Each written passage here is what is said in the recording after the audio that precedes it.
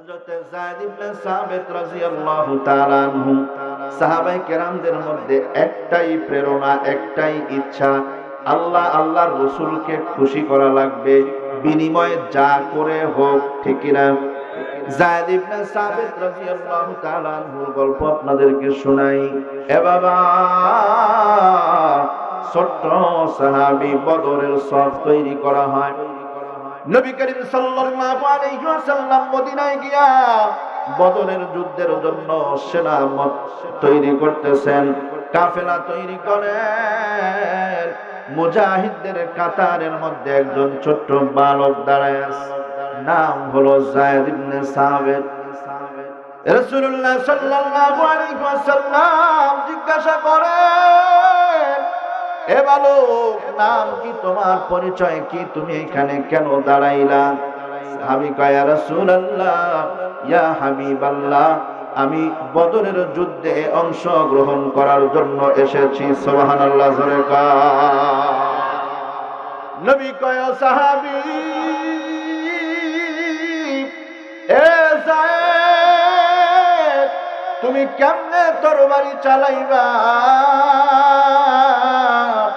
কেমনে তুমি তীর ধনুক চালাইবা? তুমি তো ছোট, যেই তরবারিটা আনছ এই তরবারি তো তোমার চাইতে বড়, তুমি তরবারির চাইতে ছোট, তোমাকে দেয়া হবে না, দূরে যাও। হযরত যায়েদ ইবনে সাবিত চোখের পানি ছেড়ে দিয়ে কান্না করে মালিক রে বলে, ওগো মালিক, বড় আশা নিয়া কলিজার মধ্যে, বুক ভরা আশা নিয়া, কলিজা ভরা আশা নিয়া রাসূলের দরবারে আসছিলাম। রাসূল নিয়ে আমার অনুমতি দেয়, আমার বাবা জিহাদ করে শাহাদাতের মর্যাদা হাসিল করতে পারে নাই। ওরে মালিক, আমার মা বড় আশা করিয়া আমারে এই জিহাদের মুজাহিদদের সাথে আমারে পাঠায়া দিছে। নবী তো আমারে রিজিক কইরা দিল, বদরের ইন্টারভিউতে আমি টিকলাম না, আমারে রিজিক কইরা দিল।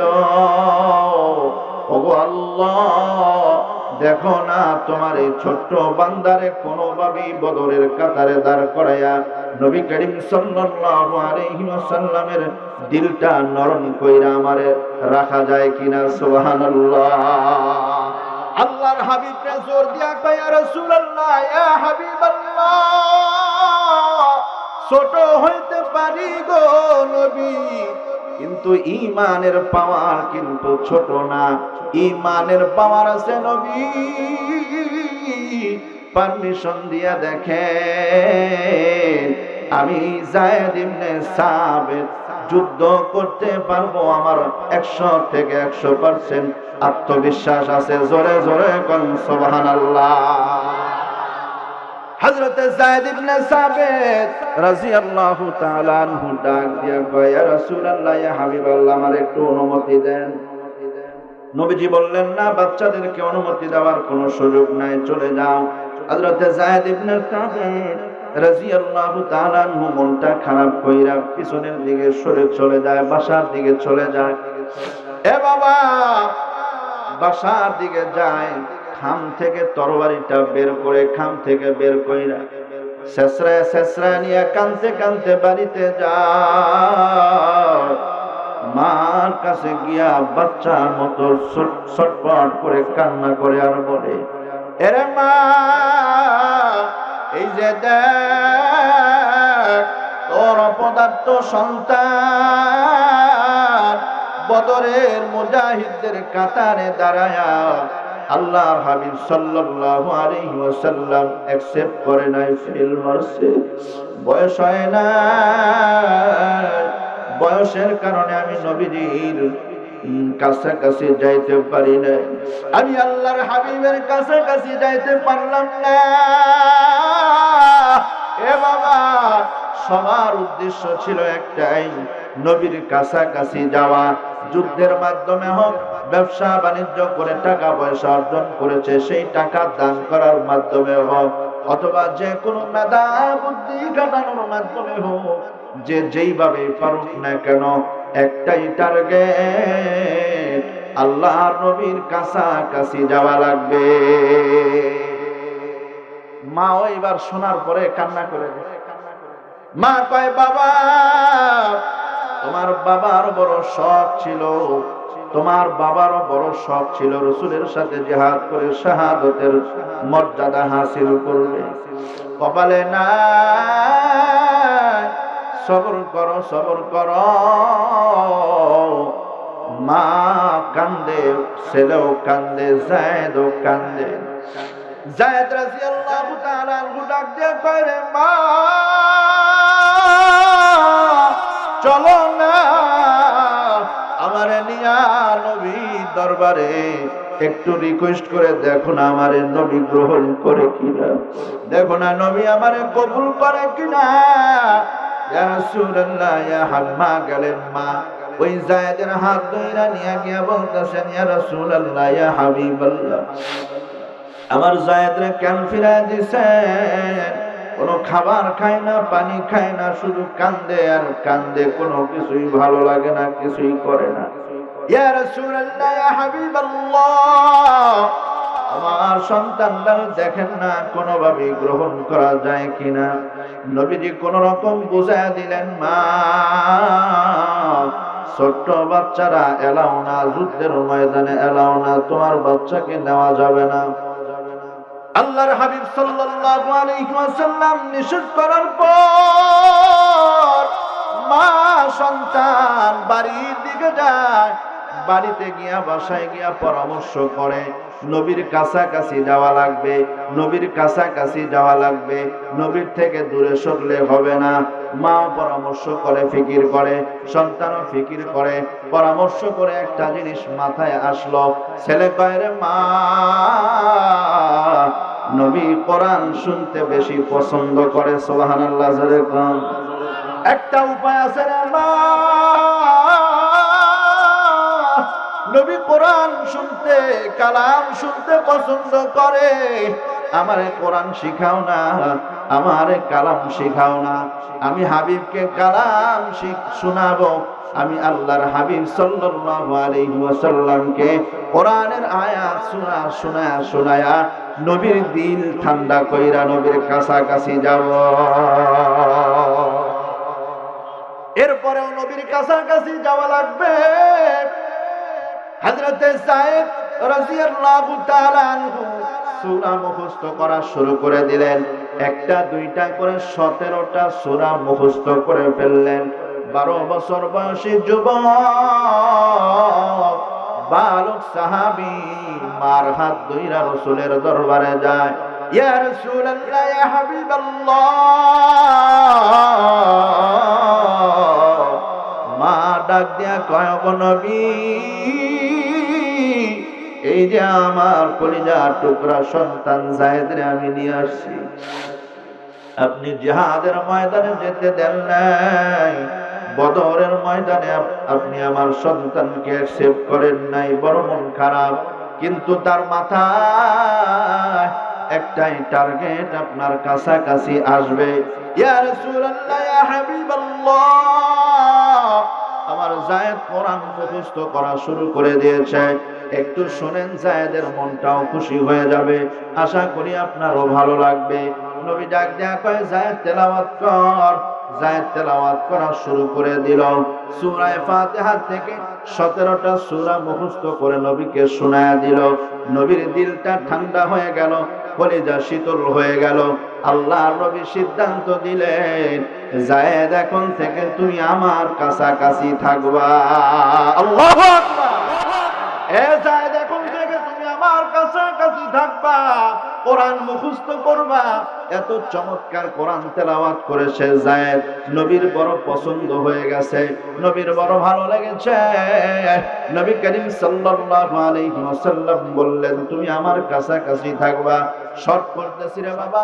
আল্লাহর হাবিব সাল্লাল্লাহু আলাইহি ওয়াসাল্লাম যায়েদ ইবনে সাবিত রাদিয়াল্লাহু তাআলা আনহুকে ডাকতে কইরে, যায়েদ কোরআন মুখস্থ করে নাও।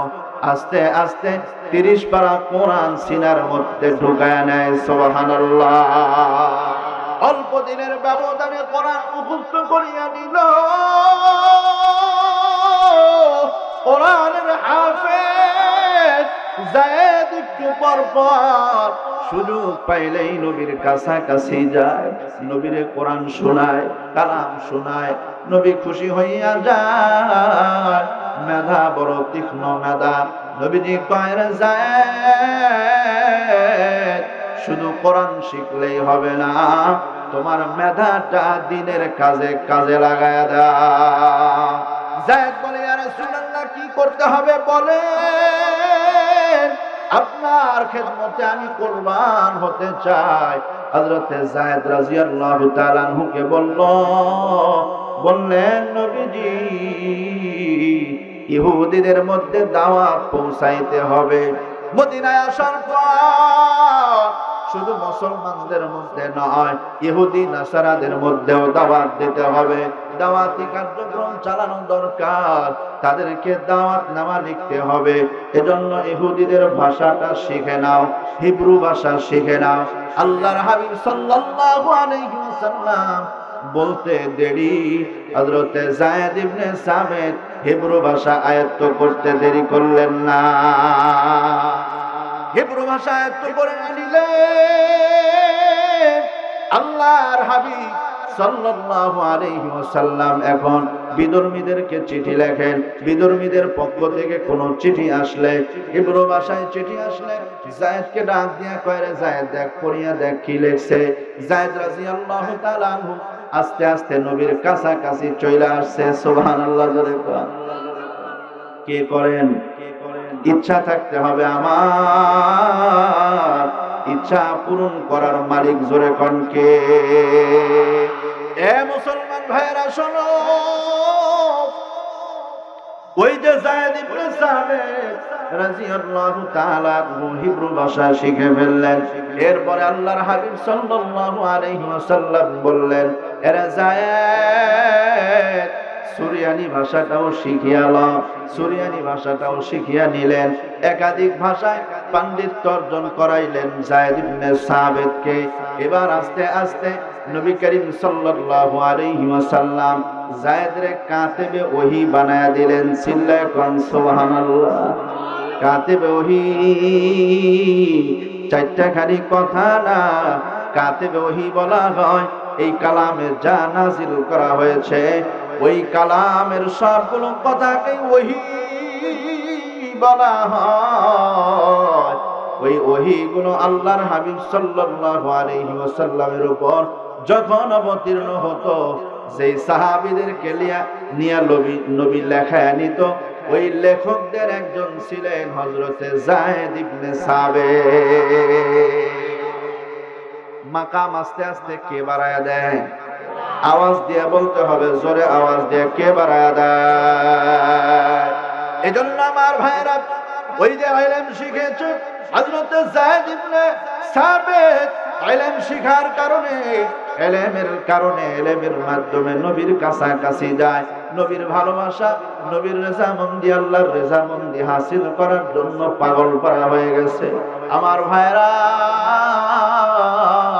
হযরত যায়েদ ইবনে সাবিত রাদিয়াল্লাহু তাআলা আনহু অনেক কুরবানি আছে দ্বীনের জন্য, ইসলামের জন্য।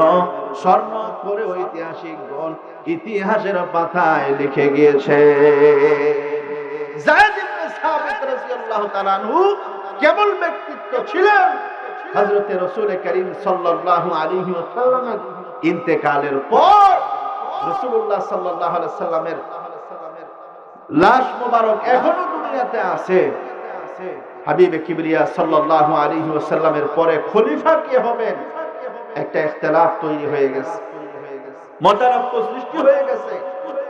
খলিফা কে হবেন, কাদের মধ্য থেকে খলিফা হবে, মুহাজির সাহাবীদের থেকে না আনসার সাহাবীদের থেকে? আল্লাহর হাবিব সাল্লাল্লাহু আলাইহি ওয়াসাল্লাম যেহেতু এখনো তাকে দাফন করা হয় নাই, এই সুযোগে আমরা খলিফা নিযুক্ত করে নেই। দুই গ্রুপের মধ্যে একটু মতানৈক্য তৈরি হয়ে গেছে। একদিকে সাহাবায়ে কেরাম ধুলায় দূষিত, হযরত সাহাবায়ে কেরামের অবস্থা বড় খারাপ। হযরত সাহাবায়ে কেরাম রাদিয়াল্লাহু তাআলা আনহু আজমাইনের মনটা বড় খারাপ। এরপরও কি করা, আল্লাহর হাবিবের পরে এত বড় একটা জিম্মাদারি রাষ্ট্রের দায়িত্ব কে নিবে? মতানৈক্য তৈরি হয়ে গেল, কেউ সমাধান করতে পারে না।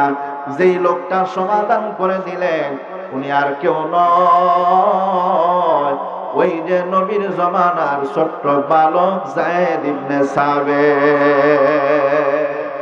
যায়েদ ইবনে সাবিত ডাক দিয়ে কয়, আনসারীদেরকে ডাক দিয়ে কয়, ও আনসারী সাহাবীরা শোনো, আনসার অর্থ সহযোগিতা করা, সাহায্য করা। আমরা সারা জীবন নবীকে সাহায্য সহযোগিতা করেছি।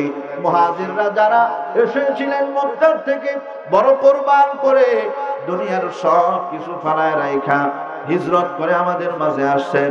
আমাদের মাঝে হিজরত কইরা আসার কারণে তাদের অনেক বড় একটা কোরবানি হয়েছে, ঠিক কিনা জোরে কান। আরেকটা বড় কথা হইল, নবী করিম সাল্লাল্লাহু আলাইহি ওয়াসাল্লাম উনি নিজেও ছিলেন মুহাজির, ঠিক কিনা? আনসার সাহাবীদেরকে ডাক দিয়া কয়, আমি আনসার সাহাবীদের পক্ষ থেকে ঘোষণা দিচ্ছি, পরামর্শ দিচ্ছি, আমিও যেহেতু আনসারী, তোমরাও যেহেতু আনসারী, নবী যেহেতু মুহাজিরদের থেকে ছিলেন, এজন্য আমি একটা সমাধান তোমাদেরকে দেই, দেখো তো মানতে পারো কিনা। মুহাজিরদের থেকেই একজন খলিফা হবে, আমরা তাদেরকে সাহায্য সহযোগিতা করব। সুবহানাল্লাহ জোরে কান। আনসার সাহাবীরা কয়, হ্যাঁ খুব সুন্দর সমাধান, এটাই তো হওয়া দরকার। প্রিয় ভাইরা, রাসূল করিম সাল্লাল্লাহু আলাইহি সাল্লামের এই বিশাল এক জিম্মাদারির দায়িত্ব হযরত যায়েদ ইবনে সাবিত সহ আলেম সাহাবী, কাছাকাছির সাহাবী যারা ছিলেন তারা তো জানেন এই দায়িত্ব পাওয়ার উপযুক্ত কে, ঠিক কি না? কথা কন, ঠিক কি না? আপনাদের কি মনে হয় রাসূলের পরের এই রাষ্ট্রপ্রধান হওয়ার, খলিফা হওয়ার দায়িত্ব উপযুক্ত কে ছিলেন? হ্যাঁ, কে ছিল? আবু বকর। মাশাআল্লাহ। কে ছিল? আবু বকর। কেন ছিল? রাসূলুল্লাহ সাল্লাল্লাহু আলাইহি সাল্লামের অনুপস্থিতিতে সমস্ত কাজগুলোই করতেন, দায়িত্ব দিয়ে দিতেন কাকে? আবু বকরকে। আমার প্রিয় ভাইরা, রাসূলুল্লাহ সাল্লাল্লাহু আলাইহি ওয়াসাল্লামের অনুপস্থিতিতে নামাজের মুসাল্লায় দাঁড় করায়া দিতেন আবু বকরকে। নবীজির জীবদ্দশায় হযরত আবু বকর সিদ্দিক রাদিয়াল্লাহু তাআলা আনহুকে সব কাজের মধ্যে আগে বাড়ায়া দিতেন। স্পষ্ট কইরা বইলা যান নাই আবু বকর আমার পরে খলিফা অথবা অমুক সাহাবী আমার পরে খলিফা, কিন্তু ইশারা ইঙ্গিতে এমনি সামনে বুঝায়া দিয়েছেন আমার পরে এই রাষ্ট্রের দায়িত্ব, খলিফার দায়িত্ব একমাত্র উপযুক্ত হলো আমার আবু বকর, ঠিক কি না? আমার প্রিয় মুসলমান ভাইরা, হযরত আবু বকর রাসূলুল্লাহর বিদায়ের পূর্ব মুহূর্তে নবীজির শরীরে প্রচন্ড জ্বর, কখনো নবী হুঁশ আসে, কখনো আবার বেহুশ হয়ে যায়, সাকরাত শুরু হয়ে গেছে। নবী করিম সাল্লাল্লাহু আলাইহি ওয়াসাল্লাম মৃত্যু সজ্জায়। হযরত আম্মা জানা আয়েশাকে ডাক দিয়া কয়, রে আয়েশা, বলিয়া দিয়েছেন জামাতের ইমামতি করবে আবু বকর। আবু বকর ইমামতি করবে, নামাজ পড়াবে, আশার নামাজের ইমামতির মুসাল্লায় আবু বকর দাঁড়াইছে। সব সাহাবীরা কান্না জড়িত অবস্থায় নামাজে দাঁড়ায় গেছে। ইমামতির মুসাল্লায় কেউ যাইতে চায় না। এই জায়গায় কে দাঁড়াবে? কার এমন সাধ্য আছে? যেই নবী মুহাম্মদুর রাসূলুল্লাহ সাল্লাল্লাহু আলাইহি ওয়াসাল্লামের চেহারা মুবারক দেখে সাহাবায়ে কেরামদের ক্ষুধা নিবারণ করেছে। নবী করিম সাল্লাল্লাহু আলাইহি ওয়াসাল্লামের চেহারা দেখা সাহাবায়ে কেরাম পেরেশানি দূর করিয়াছে। আজকে ওই নবী তার ইমামতির মুসাল্লাই নাই, বরদাস্ত হয় না সাহাবীদের। আবু বকরকে ছেলে আবু বকর যাইতে চায় না।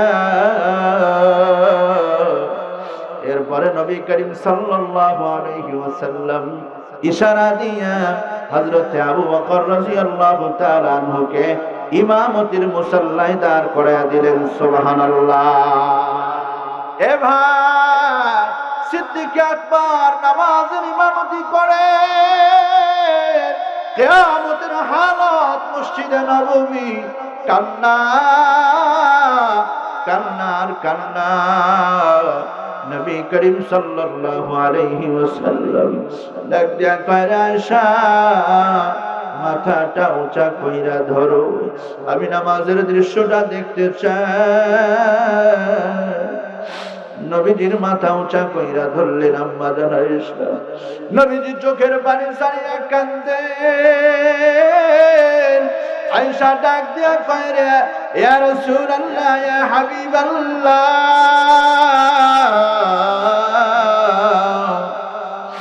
আমার আব্বার ইমামতিতে নামাজ হয়, জামাতের সাথে নামাজ আদায় হইতেছে গো নবী। এই নামাজ প্রতিষ্ঠার জন্য কত কষ্ট করেছে। তায়েফের ময়দানে পাথর খেয়েছে, উহুদের ময়দানে দান দান শহীদ করেছে, মাথায় করা লোহার করা ঢুকাইছে, আপনাকে দেশান্তর করা হয়েছে গো নবী। এত কষ্ট করেছে, আজকে এই নামাজের দৃশ্য দেখে আপনার খুশি হওয়ার কথা, আনন্দিত হওয়ার কথা। আম্মা জান আয়েশারে ডাক দিয়া কয়, ওরে আয়েশা, সব কান্না তো দুঃখের কান্না নয়, আমার এই চোখের পানি বড় খুশির পানি। আবার এই শেষ সময়ে কতটা আনন্দ লাগতেছে, কতটা ভালো লাগতেছে, আমি ছাড়া আমার মালিক ছাড়া কেউ জানে না। আরে আয়েশা, এই নামাজের দৃশ্যটা দেখার জন্য এত কষ্ট করেছি, এত কোরবানি আর পরিশ্রম করেছি। আজকের জামাত দেখে আমার বড় ভালো লাগতেছে, বড় আনন্দ লাগতেছে। আমার চোখে যে পানি দেখা, এই পানিটা দুঃখের পানি নয়, বরং আনন্দের অশ্রু। আম্মা জান আয়েশারে ডাক দিয়ে কয়, নবী করিম সাল্লাল্লাহু আলাইহি ওয়াসাল্লাম বলেন, ওরে আয়েশা, আমি শেষ বিদায়ের সময়, শেষ প্রান্তে, শেষ মুহূর্তে এসে আমি নামাজে দেখে গেলাম, আমি নামাজ প্রতিষ্ঠা করার জন্য দুনিয়াতে এসেছিলাম। আমি মালিক রে গিয়া বলবো, গো মালিক, আমার না দায়িত্ব দিছিলেন নামাজ প্রতিষ্ঠা করার জন্য, আমি আমার উম্মতদেরকে নামাজের মধ্যে রেখে আসছি। আমি মালিকের কাছে গিয়া জবাব দিতে পারবো রে আয়েশা,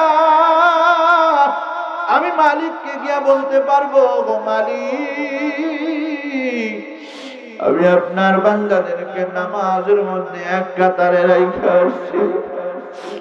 আল্লাহ, আমার আপনি রিসালাতের দায়িত্ব দিয়েছিলেন, আমি আমার দায়িত্ব পালন করতে পেরেছি, আমি আমার দায়িত্ব অবহেলা করি নাই।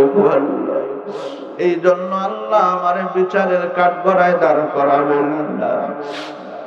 নবী করিম সাল্লাল্লাহু আলাইহি ওয়াসাল্লাম শেষ সময় নামাজের দৃশ্য দেখে বড় আনন্দিত হয়েছিলেন। হযরত সাহাবায়ে কেরামকে নামাজের ব্যাপারে নসিহত করেছিলেন। এ ভাই, এই জন্য আমাদেরও নামাজ পড়ার দরকার আছে না নাই? কারা কারা রাজি আছি ফজরের নামাজ থেকে জামাতের সাথে নামাজ আদায় করব? লিল্লাহে তাকবীর, আওয়াজ দিয়ে বলো লিল্লাহে তাকবীর। ও আল্লাহ, নামাজ আল্লাহ, এই মজমাত থেকে আমার ভাইরা নিয়ত করেছে, আল্লাহ নামাজ ছাড়বে না, ফজরের থেকে নামাজ আদায় করবে। আল্লাহ, তুমি আমার ভাইদেরকে কবুল করে নাও, বলেন আমিন। বলতেছিলাম সেই কঠিন সময়েও হযরতে যায়েদ ইবনে সাবিত, মনে আছে তো আপনাদের? যায়েদ ইবনে সাবিত রাদিয়াল্লাহু তাআলা একটা সমাধান দিয়ে দিলেন, খলিফা হবেন কে? মুহাজিরদের থেকে আবু বকরকে বড় বড় সাহাবায়ে কেরামদের সাথে পরামর্শ করে আবু বকর রাদিয়াল্লাহু তাআলা আনহুকে ডাক দিয়া হাতখানা ধইরা তারে খলিফা বানায়া নিজেও এবং সবাইকে রিকোয়েস্ট করে বাস তার হাতে হাত দিয়া বায়াত গ্রহণ করলেন, ঘোষণা দিয়ে দিলেন এখন থেকে মুসলিম লিডার হলো সিদ্দিক আকবর রাদিয়াল্লাহু তাআলা আনহু। সুবহানাল্লাহ। ইলম দিয়া আল্লাহ আল্লাহর রাসূলকে খুশি করে গেছেন। আমার প্রিয় যুবক ভাইরা ভালো করে শুনেন। এরপরে যায়েদ ইবনে সাবিত রাদিয়াল্লাহু তাআলা আনহু কুরবান ছিল কি পরিমাণ, ইলমের দিক থেকে কি পরিমাণ কুরবান ছিল। সিদ্দিক আকবর রাদিয়াল্লাহু তাআলা আনহুর খেলাফত সময়, ওমরের খেলাফত কালেও তিনি ছিলেন। এ বাবা, হযরত সিদ্দিক আকবর সহ ওমর সহ যেখানেই যাইতেন হযরত যায়েদ ইবনে সাবিতের সাথে নিয়ে যাইতেন। কোরআনের ইলম ভরা, সিনার ভিতরে ইলমে ভরা, যেখানে সাহাবায়ে কেরাম ইলমের মাসআলার দরকার হতো যায়েদ ইবনে সাবিতরে ডাকতেন। একদিন আরেকজন আলেম, বিখ্যাত আলেম, রাইসুল মুফাসসিরিন হযরত ইবনে আব্বাস রাদিয়াল্লাহু তাআলা আনহু, নবী পরিবারের মানুষ, ওনাকেও আল্লাহ তাআলা ইলম দান করেছিলেন, ভরপুর ইলম দান করেছিলেন। সোয়ারিতে চৈরা বসে আছেন, তো যায়েদ ইবনে সাবিত রাদিয়াল্লাহু তাআলা আনহু কি বলতেছেন, ভাই আপনি আমারে আপনার সোয়ারিতে নেবেন? হযরতে আব্বাস ইবনে আব্বাস রাদিয়াল্লাহু তাআলা বলতেছেন, কি বলেন, অবশ্যই, আপনি উম্মতের সবচেয়ে মর্যাদাশীল একজন মানুষ, আপনি রাসূলুল্লাহ সাল্লাল্লাহু আলাইহি সাল্লামের খুব কাছের একজন মানুষ, কেন আপনাকে নেব না? উনি লাভ দিয়ে নিচে নাই মা লাগাম ধইরা হযরতে যায়েদ ইবনে সাবিতকে উপরে বসায় দিলেন। সুবহানাল্লাহ। জোরে কান। হযরতে যায়েদের কাছে এটা ভালো লাগলো না। যায়েদ রাদিয়াল্লাহু তাআলা শরম পেয়ে গেলেন, নবী পরিবারের মানুষ, আপনি কেন লাগাম ধরলেন, সামনে সামনে হাঁটবেন। হযরত ইবনে আব্বাস রাদিয়াল্লাহু তাআলা আনহুকে বলতেছেন, ওগো নবী পরিবারের সন্তান, এটা হইতে পারে না, কেন আপনি এত বড় শরম আমারে দিতেছেন? আমারে নিচে, আমার উপরে বসা, আপনি নিচে যাবেন, আমার ঘোড়ার লাগাম ধরবেন, এটা তো আমি বরদাস্ত করতে পারি না। হযরতে এলেমওয়ালারা চেনে, হযরত ইবনে আব্বাস রাদিয়াল্লাহু তাআলা আনহু বলেন, এটা আমাদের নবী পরিবারের শিক্ষা। সুবহানাল্লাহ। এটা আমাদের কিসের শিক্ষা? নবী পরিবারের শিক্ষা। হযরত যায়েদ ইবনে সাবিত রাদিয়াল্লাহু তাআলা আনহু কম নয়, কথাটা ফিরিয়ে দিলেন, ঠিক আছে, নবী পরিবারের শিক্ষা বড় উত্তম শিক্ষা। সুবহানাল্লাহ। ও আব্দুল্লাহ ইবনে আব্বাস, দয়া করে আপনার হাতটা বাড়ায় দেন। হাতটা বাড়ায় দিছে, সাথে সাথে হাতের মধ্যে চুমু খাইছে। সুবহানাল্লাহ। হাতের মধ্যে বড় মহব্বতের চুমা খাওয়ার পর আব্দুল্লাহ ইবনে আব্বাস রাদিয়াল্লাহু তাআলা আনহু শরম পাইলেন। আপনি উম্মতের এত বড় একজন আলেম, নবী আমাদেরকে শিক্ষা দিয়েছেন আলেমদেরকে মর্যাদা দিতে, তাই তো আমি আপনাকে মর্যাদা দিলাম। সুবহানাল্লাহ। জোরে কোন। আলেমদেরকে মর্যাদা দেওয়ার দরকার আছে না নাই? আলেমদের মর্যাদা কে দিয়েছেন? আওয়াজ দিয়ে বলতে হবে, কে দিয়েছেন? সমাজের মানুষ আলেমদেরকে সম্মান করুক আর না করুক, সমাজের মানুষ আলেমদেরকে, হুজুরদেরকে, মৌলবী দেখলে অনেকেই নাক ছিটকায়, আছে না নাই? মৌলবী দেখলে অনেকের মাথা চুলকায়, অনেকের সমস্যা, অ্যালার্জি, আছে না নাই? এ বাবা, আল্লাহ রাব্বুল আলামিন বলেন, ইয়ারফাইল্লাহু আল্লাযীনা আমানু মিনকুম ওয়াল্লাযীনা উতুল ইলমা দারাজাত।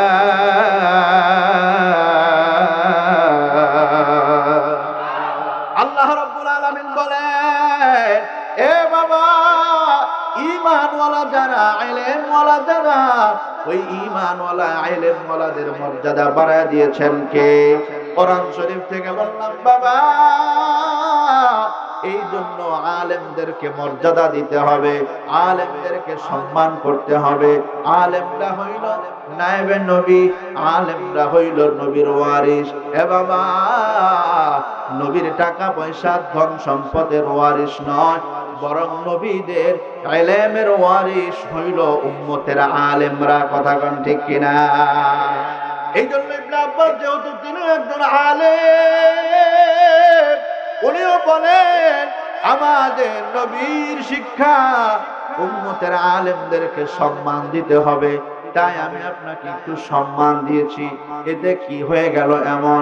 হযরত যায়েদ ইবনে সাবিত কয়, আমারও নবী শিক্ষা দিছে নবী পরিবারকে সম্মান দেওয়া। আমরাও শিখছি নবী পরিবারকে কি দেওয়া। কথা কয় না, কি দেওয়া? কষ্ট হইতাছে আপনাদের না? সাইরা দেই, দোয়া করে দেই। হ্যাঁ, কষ্ট হইতাছে? নবী পরিবারকে সম্মান দিতে কে বলেছেন? নবী বলেছেন।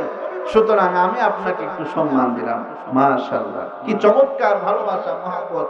লম্বা আলোচনা হযরতে যায়েদ ইবনে সাবিতের বহু প্রমাণে আছে।